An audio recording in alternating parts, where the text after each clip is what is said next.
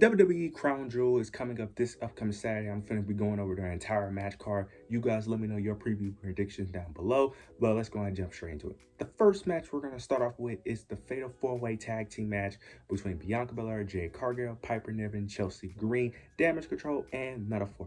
This has been very interesting. They decided to put all four tag teams into just a match to have this to be honest, I do have a little PTSD from the last time they did something like this at Clash at the Castle when they made it a triple threat tag team match, adding Shayna Baszler, Zoe Stark, and the Unholy Union in the mix. So I have a little PTSD from this, but based on the build, I'm going to go with Bianca and Jade. I just don't see a reason why at Clash it made sense for them to lose to a degree, mainly due to them being, in Scotland, giving, the Scotland girls their hometown victory. So it makes sense. This is a scenario where I don't understand why they would even take the titles off Bianca and Jay, especially after winning it back. So winning it back, they just won them back recently. There's no reason for them to lose now.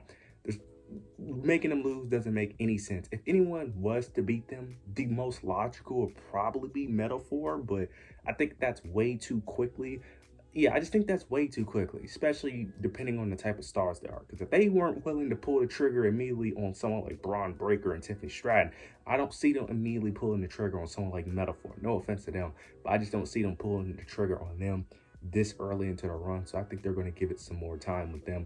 But yeah, I'm excited for the match. I think the match will be really good, especially with having all four tag teams into the mix. But yeah, I have Bianca and Jade retaining the WWE Women Tag Team titles. Now we probably got most likely the most exciting build-up towards Crown Jewel, which is Seth Rollins versus Bronson Reed. This feud has been really good. Started off with Bronson Reed just wanting an opportunity but couldn't, so he decided to make a name for himself by just randomly attacking superstars on the Raw roster, and one of them was Seth Rollins, hitting him like 8 tsunamis on that one episode of Raw. Seth Rollins can't finally come back from injury, trying to get revenge. This has been great. This has been a really good back and forth. Now, based off the Raw Go Home show, I think it's very obvious that Seth Rollins is going to pick up the victory here.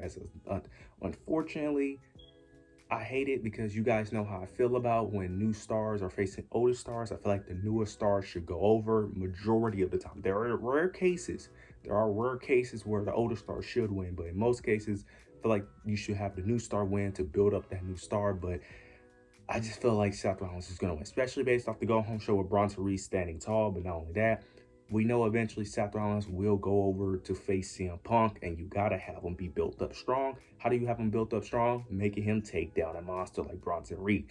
So I think Seth Rollins is going to win. I don't know if this is going to be their only match. That's the only thing, because they could do like a thing where they have multiple matches where they probably stretch this out until like December where they can do multiple matches. I don't know if they are, or this is going to be a one match thing, but I think Seth Rollins is going to win, mainly based off the Go Home show, but also I understand they want to keep him strong, build him up, to eventually face CM Punk. But I think Bronson should win, but I don't think he's going to take the victory. I have Seth Rollins beating Bronson Reed. Now we got the triple threat match for the United States Championship between Andrade, Carmelo Hayes, and LA Knight.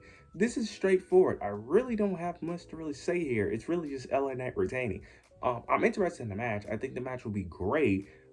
There's just really no reason for either person to really beat LA Knight, even though I would love for one of them to beat LA Knight. But yeah, I just don't see WWE pulling the trigger off LA Knight until like WrestleMania season. LA Knight is going to have a long US championship reign. He's going to hold it for a while.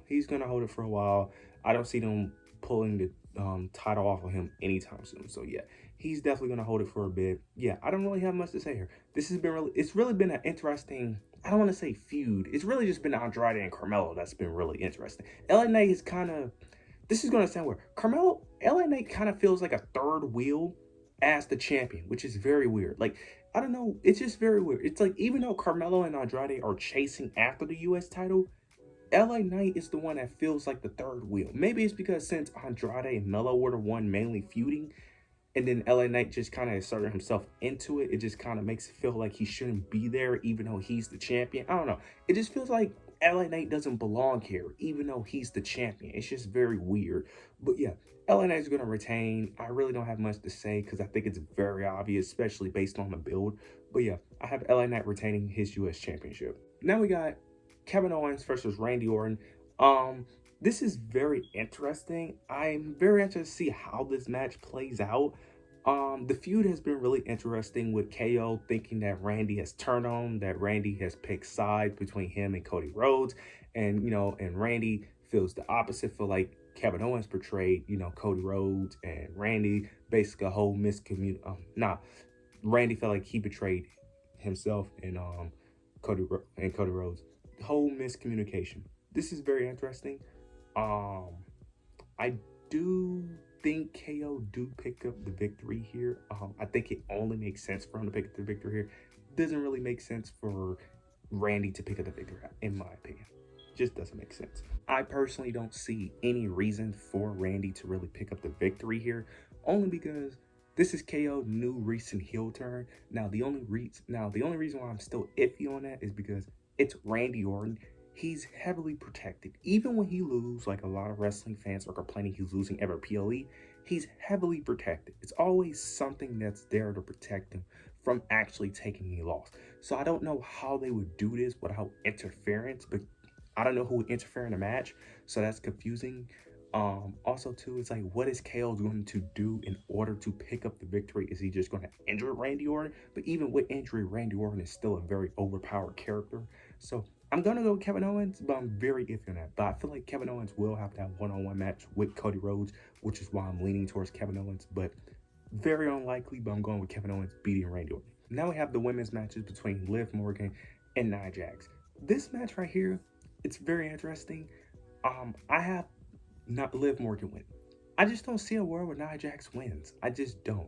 Especially with the whole Judgment Day storyline, I think somehow Liv Morgan will retain because I feel like they want to build her up in order to still keep some credibility against Rhea Ripley. But even though we know Rhea Ripley is going to beat her eventually, I feel like they still want to keep Liv at a certain level, where Nia, I feel like it's a little different. We know the main story with her is Tiffany Stratton.